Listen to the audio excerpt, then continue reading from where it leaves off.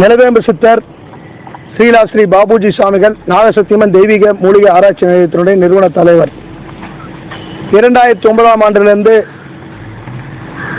ஏற்பட்ட சிக்கன்குன்யா, டெங்கு காய்ச்சல், பன்றி காய்ச்சல், விஸ்வமர்ம காய்ச்சலுக்கெல்லாம் நிலவேம்பு கசாயத்தை தமிழகம் முழுவதும் பிரச்சாரம் செய்து அன்றைய தமிழக முதல்வர் புரட்சித் தலைவர் ஜெயலலிதா அம்மையாரிடத்திலே அழைத்து அறிக்கை அளித்து அவர்கள் 2014ஆம் ஆண்டில் நிலவேம்பு கசாயத்திற்கு அனுமதி அளித்தார்கள்.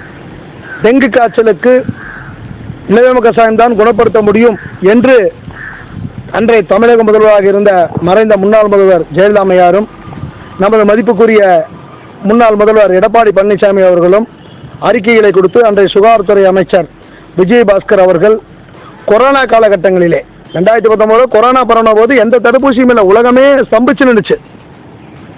அந்த நேர காலகட்டங்களிலே 2020ஆம் ஆண்டு மார்ச் மாதம் 30ஆம் தேதி, அதாவது நிலவேம்பு கசாயத்தை தமிழகம் முழுவதும் தடுப்பு மருந்தாக தருவதற்கு தமிழக அரசு என்னுடைய வாகனத்துக்கு அனுமதி கொடுத்தது.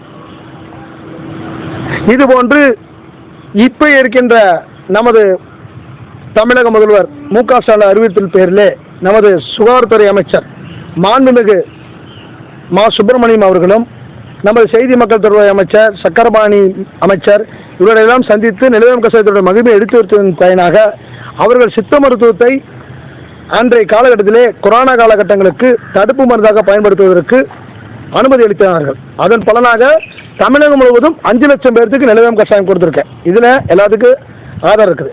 ஆனால் கடந்த ஒரு சில நாட்களாக ஒரு சில ஊடகங்கள் கொரோனாவிற்கு நாட்டு மருந்திற்கு தமிழக அரசு அனுமதியை அளிக்கவில்லை என்று பொய்யான செய்திகளை பரப்பி வருகிறார்கள். இதை நான் வன்மையாக கண்டிக்கிறோம்.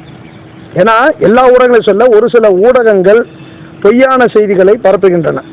அதாவது உலகமே இந்த நிலவேம்பு கசாயத்தை குடிச்ச காலம் மட்டும் போய் இன்னைக்கு தடுப்பூசிகளை மட்டும் பயன்படுத்துங்கன்னு ஒரு செய்தி போட்டிருக்காங்க. அது எதுக்கு அந்த நியூஸு? இதில் எனக்கு சந்தேகம் தான். ஆங்கில மருந்து மாஃபியாக்கள் இன்று ஒரு சில ஊடகங்களை விலைக்கு வாங்கி நிலவேம்பு கசாயம் மற்றும் நாட்டு மருந்துகள் அனுமதி இல்லை என்று சொன்னது எதற்காக? அப்போ இந்திய பாரம்பரிய மருத்துவமாக இருக்கின்ற சித்த மருத்துவத்தையும் ஆயுர்வேத மருத்துவத்தையும் மீண்டும் திட்டமிட்டு அளிக்க வேண்டும் என்பதற்காக இந்த செய்திகளை மக்களிடத்தில் பரப்பி தர்றாங்க. இதை வன்மையாக கண்டிக்கிறோம். ஊடகம் ஒரு செய்தியை வெளியிடுது அப்படின்னும் போது ஒரு அதிகாரப்பூர்வ தகவல் இல்லாமல் ஊடகம் வெளியிடும். அது அதிகாரப்பூர்வமான ஊடகத்தை வெளியிடுற செய்தி அத்தனையுமே அதிகாரப்பூர்வமான செய்தியா? பொய்யான செய்திகள் எவ்வளோ செய்திகளை ஊடகங்கள் வெளியிடுறதில்ல. எல்லா செய்தியுமே அதிகாரப்பூர்வமான செய்தி. மக்களிடத்திலே குழப்பம் விளைவிக்கும்படியாக ஏன் செய்தி வெளியிடணும்? உலக சுகாதார மையம் வந்து இதை அறிவிச்சிருக்கு அப்படின்றது தான். அது சரி, உலக சுகாதார மையம் அறிவிச்சா அவங்க ஊருடைய சூழல் வேற. இன்று தமிழக அரசு அங்கீகரிக்கவில்லைன்னு எப்படி சொல்ல முடியும்? பீலா ராஜேஷ் அறிக்கை கொடுத்துருக்காங்கல்ல.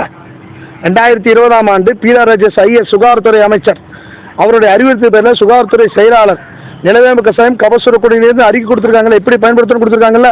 தமிழக என்ன கொடுத்துருக்காங்க? அதுவாக வந்து சித்த மருத்துவ முறையில் கோவிட்டின் சிகிச்சைன்னு சொல்லி போட்டு இத்தனை பிஹெச்டி படித்தவங்க கொடுத்துருக்காங்கல்ல. எங்களை வேண்டாப்பா, நாங்கள் சாமியார். பிஹெச்டி படித்தவங்க கொடுத்துருக்காங்கல்ல நிலவேம்பு கசாயம். இஞ்சி பூண்டு தேனுக்கும் கூட அனுமதி இல்லைன்னு சொன்னேன். இஞ்சி பூண்டு தேன் மருத்துவமா நம்ம அன்றாட காலகட்டத்தில் சளி காய்ச்சலுக்கு பயன்படுத்துறது. தமிழக அரசு நாட்டு மருந்து அங்கீகரிக்கப்படவில்லை எப்படி பொய்யான செய்தி வெளியிடலாம்? ஊடகம் உங்கள் கையில் இருக்கிற ஆங்கில மருத்துவர்களை பயங்கரமான சதி பண்ணுறாங்க.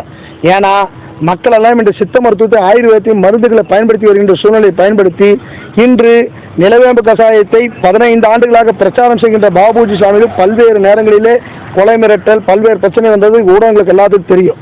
அதற்கு எனக்கு போலீஸ் பாதுகாப்பு கொடுத்துருந்தாங்க. மருந்து கொடுக்கும்போது கூட போலீஸ் பாதுகாப்போட தான் மருந்து கொடுத்தேன். என்ன காரணம்? மருந்து மாஃபியாக்கள் எல்லாத்தையும் விலைக்கு வாங்கிடுவாங்க. ஊடகங்களை விலைக்கு வாங்கிடுவாங்க, அதிகாரிகளை விலைக்கு வாங்கிடுவாங்க, எல்லாத்தையும் விலைக்கு வாங்கிடுவாங்க. எல்லாத்தையும் விலைக்கு வாங்கி எல்லாம் என்ன வேணால் செய்வாங்க அவங்க. ஏன்னா மருந்து மாஃபியாங்கிறது வந்து ஓல்டு லெவலில் கூடிய ஒரு பெரிய விஷயம். அதை வந்து இந்த சாதாரண சாமிஜி எதிர்த்து போராடி நிலவேம்பு கசாய சித்த மருத்துவத்தை நான் கொண்டு வந்திருக்கேன். இப்போ வந்து எதுக்கு இப்படி ஆதாரம் கொடுக்குறாங்க? அப்போ தடுப்பூசினால மட்டும் கொரோனா கரைஞ்சிருச்சுன்னு சொல்ல முடியுமா? நான் கேட்குற கேள்வி, தடுப்பூசி போட்டவங்க எல்லாத்துக்கும் கொரோனா வராமல் இருந்துச்சா? 2022 தடுப்பூசி கோவாக்சின், கோவிட்ஷீல்டு எல்லாம் போட்டாங்க. 2023, 24 வந்து ஒமைக்ரான் வந்துச்சு, டெல்டா கல்ஃபா வந்துச்சு. யாருக்கு வராமல் இருந்துச்சா? எல்லாத்துக்கும் வந்துச்சு இல்லை. இது ஒரு தடுப்பு மருந்து, சித்தர்கள் கண்டுபிடிச்ச தடுப்பு மருந்து. நிலவேம்பு கஷாயம் பயன்படுத்தினா ஒரு தடுப்பு மருந்து, நமக்கு கபம் சளி இதெல்லாம் குணப்படுத்துறதுக்கு கொண்ட மருந்து. கொரோனா என்ன கபவாத சுரம் தானே, சித்தர்கள் அன்றைக்கே சொல்லிட்டாங்கல்ல. சிக்கன் குனியா என்ன வாத சுரம் தானே, டெங்கு காய்ச்சல் என்ன பித்த சுரம் தானே. ஜெயலலிதாமா என்ன சொல்லியிருக்காங்க, புரட்சி ஜெயலலிதாமா நிலவேம்பு கஷாயம் மட்டும்தான் கொரோனாவை குணப்படுத்த முடியும்னு சொல்லியிருக்காங்கல்ல. ஏன்னா டெங்கு காய்ச்சலை குணப்படுத்த முடியும்னு சொல்லிட்டு அவங்களே அறிக்கை கொடுத்துருக்காங்களா. ஆங்கில மருத்துவத்தில் சிறப்பு சிகிச்சை இல்லைன்னு சொல்லியிருக்காங்கல்ல. டெங்கு காய்ச்சல்ல எத்தனை பேர் மரணம் அடைஞ்சாங்க, ஆனால் நிலவேம்பு கஷாயம் குடிச்சு அரைச்சி மரணம் அடைஞ்சாங்களா? 10 லட்சம் பேருக்கு நான் கொடுத்துருக்கோம். யாருக்காச்சும் ஒரு சின்ன சைடு எஃபெக்ட் வந்துச்சா? நான் வந்து ஆங்கில மருத்துவத்தை குத்தம் சொல்றதுக்கு வரலப்பா. தடுப்பூசி எல்லாரும் போட்டுக்குங்க. நானே தடுப்பூசி போட்டிருக்கேன், வெளிநாடு போகிற சொல்லி தடுப்பூசி போட்டேன்.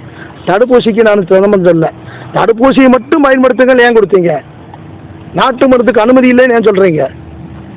ஆங்கில மருத்துவத்தோட சித்த மருத்துவத்தை பயன்படுத்திட்டு போங்கன்னு சொல்லிட்டு போக வேண்டியதானே.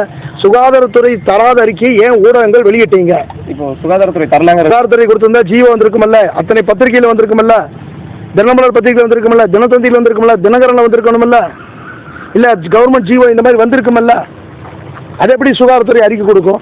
ஏற்கனவே பீலா ராஜேஷ் சுகாதாரத்துறை இயக்குனர் கொடுத்துட்டாங்க அறிக்கை. அதுக்கு மேலே ஒரு கவர்மெண்ட்டோட ஜீவோவோ ஆய்வை எப்படி மறுபடியும் இல்லைன்னு மறுக்க முடியும்? சரி, இப்போ இதுக்காக என்ன பண்ண போறீங்க சார்?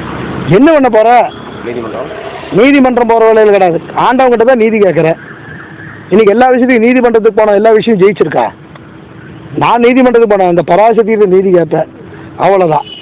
நிச்சயமாக மக்கள்கிட்ட நான் ஊடகங்கள் வேலையை நீதி கேட்குறேன். ஆனால் மக்களுடைய ஜனநாயகத்துடைய 3வது தூண் தான் ஊடகம்னு சொல்கிறாங்க. இந்த நிலவேம்பு கஷாயம் பரவுனதே இந்த ஊடகத்து மூலியமாக தானே, இதன் மூலியமாக தானே பரவச்சு. அதனால் ஊடகத்து மூலியமாக நீதி கேட்டேன். தமிழக முதல்வர் மாண்புமிகு மு.க. ஸ்டாலின் அவர்கள், தமிழக சுகாதாரத்துறை அமைச்சர் சுப்பிரமணியம் அவர்கள் எல்லாம் வந்து தெளிவாக இருக்கிறாங்க. ஆனால் பொய்யான செய்தியை வெளியிட்டது ஊடகங்கள் தான். ஓகே.